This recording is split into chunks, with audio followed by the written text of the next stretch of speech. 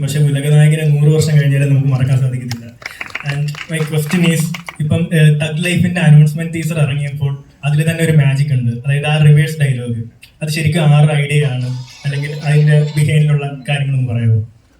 അല്ല, ഇത് ചോദിച്ചു കഴിഞ്ഞാൽ ശരിക്കുമുള്ള സാധാരണ ഹ്യൂബ്രസ് ഉള്ള ആർട്ടിസ്റ്റ് പോലെയാണ് ഞങ്ങൾ. For us the true hero for us is cinema itself.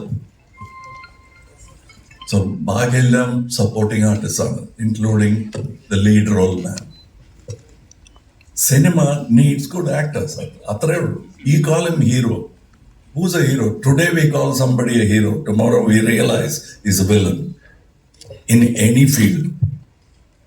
So that's what it is. And I hope you remember me for another 100 years without any negative comments.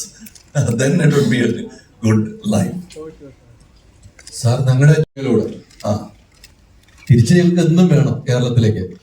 അതിനോട് സംശയമാണ്, അതൊക്കെ സംശയമുണ്ട്. തിരിച്ച് കൊടുക്കില്ല. ഞങ്ങൾ അങ്ങനെ കുറെ പേരെ അങ്ങനെ പിടിച്ചു വെച്ചിട്ടില്ല. നാഗേഷ് തിരിച്ച് കർണാടക പോകാൻ കഴിയില്ല. സരോജാദേവി ഞങ്ങളുടെ ആളാണ്. ഇപ്പോ ജോജുവും അങ്ങനെ ആയിപ്പോ. ദറ്റ് ഇസ് മൈ ഭാവിയിൽ അങ്ങനെ ആയി. മലയാളത്തില് എന്തോ ചാണക്യൻ, മദനോത്സവം പോലത്തെ മൂവീസ് ഉണ്ടായിരുന്നല്ലോ മലയാളത്തിൽ ചെയ്ത, അതുപോലത്തെ ഇനി ഇപ്പൊ ഒരു മലയാള സിനിമ എപ്പോഴും പ്രതീക്ഷിക്കാം സാറിന്? അതുപോലെയാണ്. വയസ്സ് എത്രയായി? അത് വേറെ മാറില്ല. ഇതിൽ കുറെ ഉത്സവമുണ്ട്.